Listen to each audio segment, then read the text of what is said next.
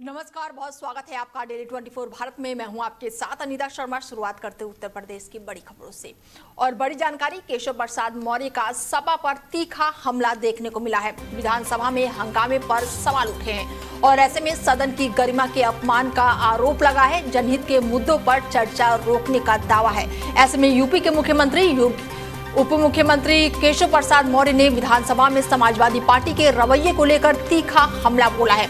Media से बातचीत में उन्होंने कहा कि समाजवादी पार्टी ने कभी लोकतांत्रिक परंपराओं और संसदीय मर्यादाओं का सम्मान नहीं किया। उन्होंने आरोप लगाया कि विधानसभा के भीतर सपा विधायकों का व्यवहार पूरी तरह से निंदनीय था और उन्होंने सदन की कार्रवाई को बाधित करने के साथ साथ अध्यक्ष की गरिमा को भी अनादर किया है। केशव प्रसाद मौर्य ने कहा कि मुख्यमंत्री योगी आदित्यनाथ प्रदेश की 25 करोड़ जनता के विकास, जन कल्याण और महत्वपूर्ण नीतियों से जुड़े मुद्दे सदन में रखना चाहते थे, लेकिन विपक्ष ने हंगामा करके चर्चा नहीं होने दी। उन्होंने कहा कि लोकतंत्र में विरोध का अधिकार है, लेकिन सदन की गरिमा बनाए रखना सभी जनप्रतिनिधियों की जिम्मेदारी है। देखिए, समाजवादी पार्टी एक ऐसा राजनीतिक दल है जिसका लोकतांत्रिक परंपरा पर, व्यवस्था पर कभी कोई सरोकार नहीं रहा है। और समाजवादी पार्टी ने जिस प्रकार से कल विधानसभा के अंदर आचरण किया है, उसकी कड़े से कड़े शब्दों में निंदा की जाती है। सपा के सदस्यों ने पीठ का अपमान किया। सपा के सदस्यों ने मुख्यमंत्री योगी आदित्यनाथ जी को, जो उत्तर प्रदेश की 25 करोड़ जनता के हित में बात रखना चाहते थे, उसको रखने नहीं दिया। और इससे ये पता चलता है कि सदन का समय वह केवल बर्बाद करना चाहते हैं। वहीं यूपी के बागपत में पूर्व राज्यपाल और किसान नेता स्वर्गीय सतपाल मलिक की प्रथम पुण्यतिथि पर आयोजित होने वाले किसान सम्मान दिवस और श्रद्धांजलि सभा की तैयारियों को लेकर बैठक आयोजित की गई। बड़ौत में हुई इस बैठक में कार्यक्रम की रूपरेखा तय करते हुए अधिक से अधिक किसानों और क्षेत्रवासियों को भागीदारी सुनिश्चित करने पर जोर दिया गया। आयोजकों ने बताया कि 5 अगस्त को ग्राम हसियाबाद में श्रद्धांजलि सभा का आयोजन होगा, जहां पर सतपाल मलिक के किसान हितों में दिए गए योगदान को याद किया जाएगा।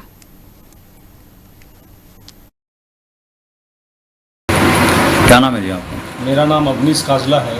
मैं मेरठ से कांग्रेस पार्टी का पूर्व जिला कांग्रेस कमेटी का अध्यक्ष हूं और इस कार्यक्रम 5 तारीख में होने वाले कार्यक्रम का मीडिया का कोऑर्डिनेटर हूं। तो क्या कार्यक्रम है? कार्यक्रम है माननीय हमारे पूर्व गवर्नर, पूर्व सांसद और किसानों के सच्चे हितैषी नेता रहे आदरणीय स्वर्गीय श्री सतपाल मलिक साहब की प्रथम पुण्यतिथि के अवसर पर हम सब एक पूरे गांव में उनको श्रद्धांजलि सभा का कार्यक्रम करने जा रहे हैं, जिसमें हमारे प्रभारी आदरणीय राजेंद्र पाल गौतम जी और प्रदेश अध्यक्ष अजय राय जी के द्वारा एक बड़ा अच्छा कार्यक्रम श्रद्धांजलि सभा का रखा गया है। एक सच्चे किसानों की जो आवाज़ थी, उनको हम मजबूती के साथ, मुखरता के साथ उनकी पुण्यतिथि पर उन्हें श्रद्धांजलि देने का काम करेंगे। पार्टी में कौन कौन लोग आ रहे हैं? अभी हमारे प्रभारी आदरणीय राजेंद्र पाल गौतम जी, अजय राय जी और प्रभारी जी ने हमारे माननीय नेता राहुल गांधी जी को इसमें आमंत्रण किया। जिलाधिकारी के आदेश के बावजूद भी सुंदरपुर स्थित दून प्राइड्स पब्लिक स्कूल के खुले रहने का मामला सामने आया है। आरोप है कि कांवड़ यात्रा के मद्देनजर घोषित अवकाश के बावजूद भी स्कूल में छात्रों की उपस्थिति रही है, जिससे प्रशासन आदेशों के पालन पर सवाल उठने लगे हैं। स्थानीय लोगों ने आरोप लगाया कि स्कूल प्रबंधन ने सरकारी निर्देशों की अनदेखी की है और इस घटना के बाद से क्षेत्र में नाराजगी देखने को मिल रही है और लोग जिम्मेदारों के खिलाफ कार्रवाई की मांग उठा रहे हैं। फिरोजाबाद में यूपी रोडवेज की एक बस बीच सड़क पर खराब हो जाने से अजीबोगरीब स्थिति पैदा हो गई। शहर के सुभाष तिराहे स्थित निर्माणाधीन ओवरब्रिज के पास बस अचानक से ही बंद हो गई, जिसके बाद उसे आगे बढ़ाने के लिए ट्रैफिक पुलिसकर्मी, राहगीरों और बस में सवार यात्रियों को धक्का लगाना पड़ा। काफी कोशिश के बावजूद भी बस चालू नहीं हुई तो उसे सड़क से हटाने के लिए जेसीबी मशीन की मदद लेनी पड़ी और इस दौरान कुछ समय के लिए यातायात भी प्रभावित रहा। वहीं कौशाम्बी में जिलाधिकारी अमित पाल ने कर और राजस्व कार्यों की समीक्षा बैठक करके अधिकारियों को सख्त दिशा निर्देश दिए हैं। बैठक में राज्य कर, परिवहन और साथ ही रजिस्ट्रेशन और खनन, विद्युत, वन, मंडी, आबकारी और नगर निकाय विभागों की राजस्व वसूली की प्रगति की समीक्षा की गई। और इसके साथ ही लक्ष्य के मुकाबले अपेक्षित प्रगति नहीं मिलने पर जिलाधिकारी ने नाराजगी भी जताई और उपायुक्त, राज्य कर सहायक, संभागीय परिवहन अधिकारी और AIG स्टॉम्प को लेकर बताए गए नोटिस जारी करने के भी निर्देश दिए थे। गौकशी के खिलाफ बड़ी कार्रवाई करते हुए थाने में हिस्ट्री शीटर सक्रिय गौकश को पुलिस मुठभेड़ के बाद से गिरफ्तार किया गया है। इसके साथ ही पुलिस के मुताबिक जवाबी कार्रवाई में आरोपी घायल हो गया है, जिसके बाद उसे गिरफ्तार कर लिया गया है। आरोपी के कब्जे से एक अवैध तमंचा, एक खोखा और कारतूस भी बरामद की गई। इसके साथ ही आरोपी के पास से एक मोबाइल फोन और 1000 रुपए नगद भी बरामद किए गए हैं। पुलिस ने एक जीवित गौवंश को भी सकुशल बरामद किया। आज दिनांक 4/8/2026 को थाना चिल्काना पुलिस द्वारा संगमौर से महेश्वरी कला जाने वाले रास्ते पर संदिग्ध वाहनों की चेकिंग करी जा रही थी। इसी दौरान मुखबिर खास द्वारा सूचना दी गई कि एक व्यक्ति नजदीकी ईख के खेत में गोकशी की तैयारी कर रहा है। उक्त सूचना के आधार पर पुलिस पार्टी द्वारा कार्रवाई करी गई एवं संदिग्ध व्यक्ति को घेर कर पकड़ने का प्रयास किया गया। अपने आप को पुलिस पार्टी द्वारा घिरा हुआ पाकर संदिग्ध व्यक्ति द्वारा पुलिस पार्टी के ऊपर जान से मारने की नीयत से फायरिंग करी गई। आत्मरक्षार्थ में जो पुलिस पार्टी द्वारा फायरिंग करी गई उसमें वह संदिग्ध व्यक्ति घायल हुआ, जिसने प्राथमिकी पूछताछ में अपना नाम नौशाद पुत्र इकबाल बताया। ये रहने वाला है नथमलपुर थाना चिल्काना का। यह थाना चिल्काना का हिस्ट्री शीटर भी है। इस पे कुल 9 अभियोग पंजीकृत हैं, जिसमें कुछ गोकशी के भी अभियोग हैं। इसके पास से एक नाजायज तमंचा, 2 जिंदा कारतूस, 2 खोखा कारतूस, गोकशी के उपकरण एवं एक जिंदा कांड का पुलिस ने महज 10 घंटों में खुलासा कर दिया है। गौरीगंज पुलिस ने बड़ी कार्रवाई करते हुए आरोपी सुकई यादव को मुठभेड़ के बाद से गिरफ्तार किया है, जिसमें उसके पैर में गोली लग गई है। और पुलिस ने हत्या में शामिल राम सुंदर यादव, सरिता यादव और रंजना यादव को गिरफ्तार कर लिया है। आरोपियों के कब्जे से हत्या में उपयोग की गई चाकू, तमंचा, जिंदा कारतूस और खोखा भी बरामद हुआ है। पुलिस के मुताबिक 22 साल के अंकित कश्यप की हत्या अंतरजातीय विवाद के बाद से गला रेतकर हत्या की गई थी। दिनांक 3/8/2026 को समय शाम 8:30 बजे थाना क्षेत्र गौरीगंज के कस्बा गौरीगंज में अंकित कश्यप, जिसकी उम्र करीब 24 वर्ष है, उसकी हत्या उसके पड़ोसी सुखई यादव तथा उसके परिजनों ने मिलकर के कर दी थी। इस हत्या के संबंध में अंकित के परिजनों के द्वारा थाना गौरीगंज पर उचित धाराओं में अभियोग पंजीकृत कराया गया था। वांछित अपराधियों की गिरफ्तारी हेतु पुलिस अधीक्षक महोदय द्वारा टीमों का गठन किया गया था। आज थाना प्रभारी गौरीगंज को सूचना मिली थी कि सुखई यादव, जो हत्या का मुख्य अभियुक्त है, टिकरिया क्षेत्र में छुपा हुआ है।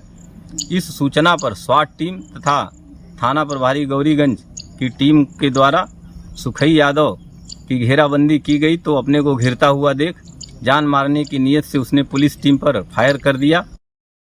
वहीं अलीगढ़ जंक्शन पर आरपीएफ ने मानवता की मिसाल पेश की है। प्लेटफॉर्म नंबर 2 पर प्रसव पीड़ा में परेशान एक महिला से आरपीएफ की मदद से बच्ची को जन्म दिया और इसके बाद से सूचना मिलते ही आरपीएफ की टीम मौके पर पहुंची और महिला स्टाफ ने कपड़ों से घेरकर महिला की प्राइवेसी सुनिश्चित की। प्लेटफॉर्म पर मौजूद 2 महिला यात्रियों की मदद से सुरक्षित प्रसव कराया गया और महिला अपने पति के साथ गोमती एक्सप्रेसवे से नई दिल्ली से फफंदू जा रही थी और तभी रास्ते में प्रसव पीड़ा शुरू होने पर अलीगढ़ रेलवे स्टेशन पर उसे उतारा गया। अलीगढ़ में समाजवादी पार्टी के पूर्व मंत्री दयाराम प्रजापति ने बीजेपी और सहयोगी दलों पर तीखा हमला बोला है और इसके साथ ही मीडिया से बातचीत के दौरान उन्होंने ओम प्रकाश राजभर की ओर लेकर विवादित टिप्पणी की। दयाराम प्रजापति ने दावा किया कि छोटी छोटी जातियां एकजुट होकर 2027 में समाजवादी पार्टी की सरकार बनाएगी। उन्होंने आरोप लगाया कि बीजेपी नहीं चाहती कि पिछड़े और छोटी जातियों के लोग आगे बढ़े, जबकि सपा अध्यक्ष अखिलेश यादव सभी वर्गों को जोड़ने का काम कर रहे हैं।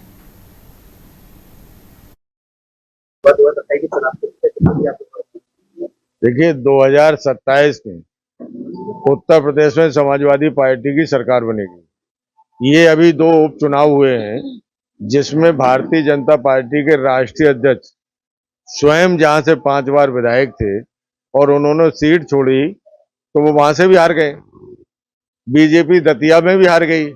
ये आगाज है समाजवादी पार्टी के जीत का और भारतीय जनता पार्टी से सभी लोग नाराज हैं, चाहे व्यापारी हो, चाहे अधिकारी हो, कर्मचारी हो।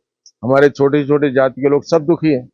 आप ये बताइए 2014 से जब से ये सरकार बनी है, हमारे बोलने पे पाबंदी है, हमारे खाने पे पाबंदी है। आज गरीब आदमी अगर बनियान भी खरीदता है तो उस पर जीएसटी देनी पड़ रही है।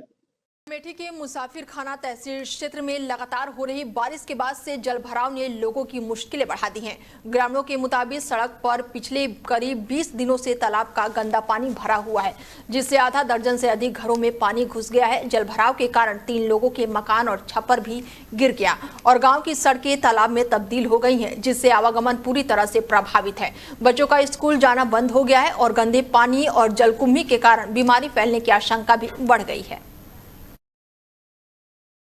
पिंटू सिंह, क्या समस्या है? समस्या यही है कि आज में 1 महीने से रोड पे पानी भरा है और घर में पानी आज सुबह से पानी खूब भरा है और खाने पीने में बनाने में बहुत परेशानी हो रहा है।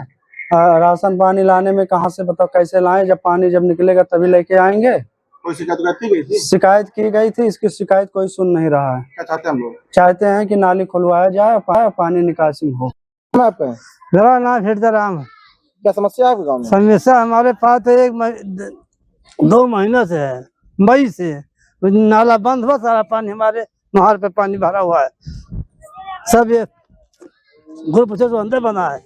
आज क्या समस्या है? आज तो पूरा हमारे पल्ले पानी भर गया है। हाँ, क्या चाहते हैं हम लोग? अरे नाला साफ हो क्या, नाला साफ है, पानी जल क्या चाहते थे। पिंटू सिंह। अमेठी में संदिग्ध परिस्थितियों में 12वीं की एक छात्रा ने घर में फांसी लगाकर जान दे दी और घटना कोतवाली क्षेत्र का बताया जा रहा है। बता दें कि घटना के समय छात्र की मां खेत में पहुंची हुई थी और पिता बाजार गए हुए थे और घर लौटने पर मां ने बेटी को फंदे से लटका हुआ देखा और शोर मचाया। परिजनों के अनुसार छात्रा अपने भाई द्वारा मोबाइल फोन ले लिए जाने से काफी नाराज थी, जिसके बाद उसने ये कदम उठाया। हालांकि आत्महत्या के कारणों की अधिकारिक पुष्टि अभी। अमेठी के क्षेत्र में जुलूस पूरे अकेडमी और धार्मिक श्रद्धा के साथ निकाला गया। जोहर की नमाज के बाद से बड़ा इमामबाड़ा से शुरू हुआ जुलूस छोटे इमामबाड़े और दरगाह हजरत अब्बास होते हुए करबला पहुंचा। करबला में धार्मिक रस्मों के बीच तजिए को सुपुर्दे खाक किया गया और इस दौरान मौलाना मंजूर हुसैन नकवी जो है वो मौके पर मौजूद रहे और उन्होंने संबोधित करते हुए इमाम हुसैन की कुर्बानी और सब्र और इंसानियत के पैगाम को याद किया। संग्रामपुर थाना पुलिस ने एक अंतर जनपदीय शातिर आरोपी को गिरफ्तार किया है। पुलिस के मुताबिक आरोपी के कब्जे से एक तमंचा, एक जिंदा कारतूस और चोरी के 3000 रुपए बरामद हुए हैं। पूछताछ में आरोपी ने किराने दुकान में नकाब लगाकर चोरी करने की बात स्वीकार की है। पुलिस के अनुसार चोरी किए गए 10,000 रुपए, 3,000 रुपए और साथ ही बाकी की रकम भी खर्च करने की बात जो है आरोपी ने बताई। इसके शाहगंज थाना क्षेत्र में गढ़ी सराय इलाके में किराए के मकान से 3 मूक बाधित लोगों के शव मिलने से सनसनी फैल गई है।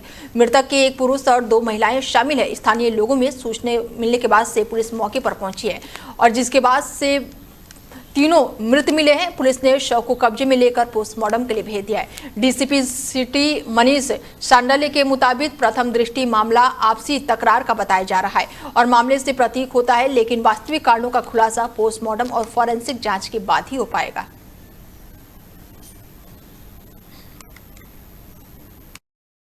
ये बता दीजिए सर, ये गूंगा बहिरा थे, कबाड़ उबाड़ मिलते थे, कबाड़ उबाड़ मिलते थे, अपना वही में पालन पोषण करते रहे। अब कुछ दिनों से हमारे कमरा में कहने लगे तो दे दिए। अब गूंगे न सुन सकते थे न बोल सकते थे, गूंगा बन जाते। कबाड़ उबाड़ जिनका कौन कौन है? पति पत्नी थे और उनकी और तीसरी जो महिला? तीसरी सर हम इनको कल देखा है। अच्छा, हाँ, अभी कब कहाँ के कौन है ये नहीं पता है।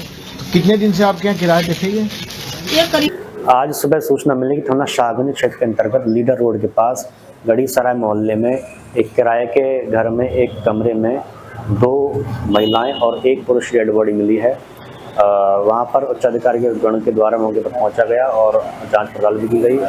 फील्ड को यहाँ पर मौके पर बुलाया गया है और जांच पड़ताल की जा रही है।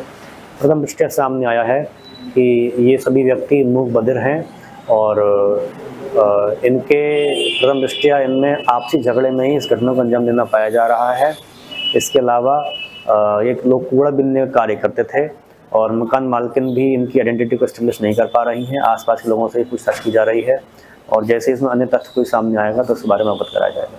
भारतीय समाज पार्टी को लेकर सचिव संजय भाई ने सिकंदरपुर से समाजवादी पार्टी के विधायक मोहम्मद रिजवी पर गंभीर आरोप लगाए हैं।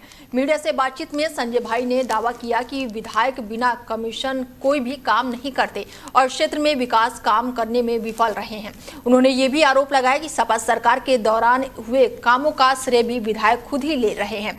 संजय भाई ने कहा कि विधायक विकास कार्यों में मानकों को लेकर शिकायत करके ठेकेदारों पर दबाव बनाते हैं।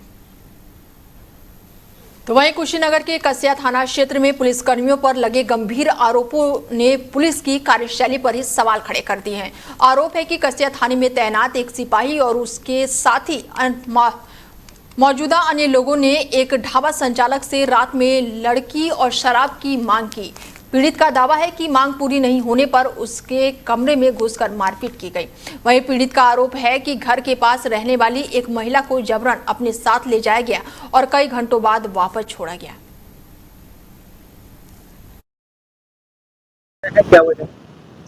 सर रात में हम 8 बजे गोरखपुर से आ रहे थे। हमको उमा शंकर सिपाही फ़ोन किए कि आपसे मुलाकात करना है। हमने कहा ठीक है सर 10 मिनट में पहुंच रहे हैं तो मुलाकात कर रहे हैं। इसके बाद फिर वो 15-20 मिनट बाद मेरे पास फ़ोन किए कि कहाँ हो। हम कहा सर कुशीनगर कसिया और ब्रिज के नीचे। तो कह रहे हैं मठ के पास आओ। वहाँ गए, जाते ही सर कह रहे हैं कि हमको लड़की चाहिए, कहीं से लेके आइए, कि जैसे भी लाना है लेके आइए, हमें लड़की चाहिए। हमने कहा सर ऐसी कोई व्यवस्था नहीं है, सारा कारोबार सबका बंद पड़ा है सालों से और हम ये ढाबा चला रहे हैं, ऐसा कोई व्यवस्था नहीं। सिपाही जो हैं सर रात में दरवाज़ा पीट कर हम लोग को बहुत परेशान किए हैं सर। उसके बाद से हम लोग दरवाज़ा नहीं खोले हैं तो ऊपर से दूसरे के छत से जाके हम लोग के मकान में घुस के सब ताला तोड़ के दरवाज़ा तोड़ के हम लोग को बहुत गाली गुप्ता दिए हैं। हमारे बगल में एक पड़ोसी रहते हैं, उनको भी मारे पीटे हैं सर। उनके पक्ष में बोलने की वजह से हम लोग को माड़ा पर तक लेके गए। दातागंज कोतवाली क्षेत्र में शराब पीने के बाद हुए विवाद ने हिंसक रूप ले लिया। पुलिस के अनुसार दो पक्षों के बीच मारपीट के दौरान फायरिंग हुई, जिसमें 18 साल की रीना गोली लगने से घायल हो गई। घायल युवती को इलाज के लिए दातागंज समुदाय स्वास्थ्य केंद्र में भर्ती कराया गया और पीड़ित पक्ष के सुखपाल की तहरीर पर पुलिस ने नन्हे और जगतपाल के खिलाफ मुकदमा दर्ज कर लिया। पुलिस का कहना है कि कार्रवाई करते हुए जगतपाल को तमंचे के साथ गिरफ्तार कर लिया गया है, जबकि मुख्य आरोपी नन्हे की तलाश लगातार जारी है। तो मैं ये कहना चाहता हूँ कि हमारे गांव में इनमें आपस में विवाद न हो, गाली गलौज। तो ये नन्हे जो है दारू काफ़ी पी रहे हैं, तो जिनमें मोचावी होने के बाद अपने अपने घर को गए। तो नन्हे तमंचा लेके आए और इनने आओ छीना, तुरंत उस पर सीधो करो तो उनके घर वालों ने पकड़ लगाओ। मगर फिर हमारी लोग साजवारे संग भजे, देखो गिर पड़ो और तमंचा की गोली लगने के बाद आज तुम्हारी गोली लगी? कैसे लगी? आपस में लड़ रहे हुए? अच्छा, फिर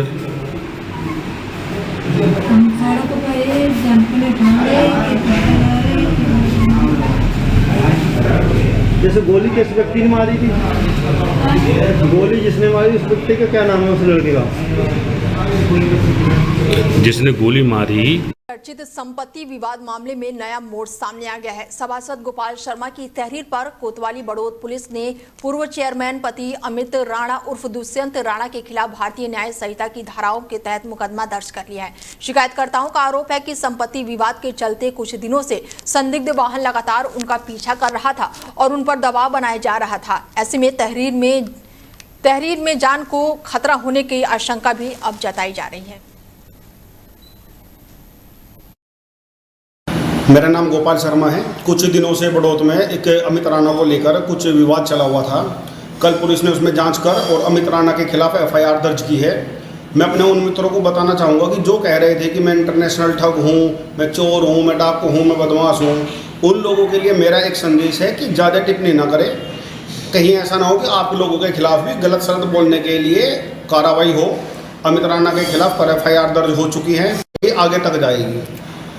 अमित राणा के द्वारा मुझे धमकी दी गई थी, मेरे घर पर जाकर तोड़फोड़ की, गाली गलौज की, मेरा सराय रोड से अपहरण करने की कोशिश की, मुझे धमकी दिलवाई जा रही थी। तो कल पुलिस ने जांच कर उसमें एफआईआर दर्ज कर ली है। बड़े हरे भरे पेड़ों की कथित अवैध कटाई का मामला अब सामने आया है। इसके साथ ही अब क्षेत्र में हंगामा मचा हुआ है। आरोप है कि ड्रोन की पटरी पर लगे कई हरे भरे पेड़ों को दबंगों ने काट दिया है। ग्राम प्रधान राम सकल और ग्रामीणों का दावा है कि इसकी सूचना संबंधित अधिकारियों को दी गई, लेकिन समय पर कोई भी प्रभावित कार्रवाई नहीं हुई। आरोप ये भी है कि प्रशासन की कथित मिलीभगत से सरकारी संपत्ति को नुकसान पहुंचाया जा रहा है। नाम है आपका? नथाराम नाम है। कौन सी ग्राम पंचायत है ये? ग्राम पंचायत है गौरा अर्जुनपुर। ये जानकारी मिली है कि जो पेड़ हैं ये नहर विभाग, ड्रेन के पेड़ और ग्राम समाज के पेड़ आपके द्वारा बेच के कटवाए जा रहे हैं। क्या पूरा मामला है? वो हमारे खेत में हमारी भेड़ है, वो गांव वाले कुछ भी कहें तो इससे माना जाएगा क्या? क्या कर लें भाई, वो सरकारी पेड़ लगे उनको बंद कराओ कटना, मगर उसने कुछ नहीं किया। तो और कोई शिकायत की आपने? नहीं, और कोई अभी शिकायत की नहीं। कल हम जाएंगे जिलाधिकारी के पास। अच्छा। वहीं कौशाम्बी के चरथावा थाना क्षेत्र में पुलिस और कॉपीराइट विभाग की संयुक्त टीम ने कार्रवाई करते हुए नकली लिक्विड डीएलएफ यूरिया बनाने की कथित फैक्ट्री का भंडाफोड़ किया है। छापेमारी के दौरान भारी मात्रा में नकली यूरिया के डब्बे, भरे और खाली कंटेनर भी मिले हैं। इसके साथ ही अधिकारियों के अनुसार फैक्ट्री में नामी कंपनी के लेबल लगाकर नकली लिक्विड यूरिया तैयार करके उसे असली बताकर बाजार में बेचा जा रहा था।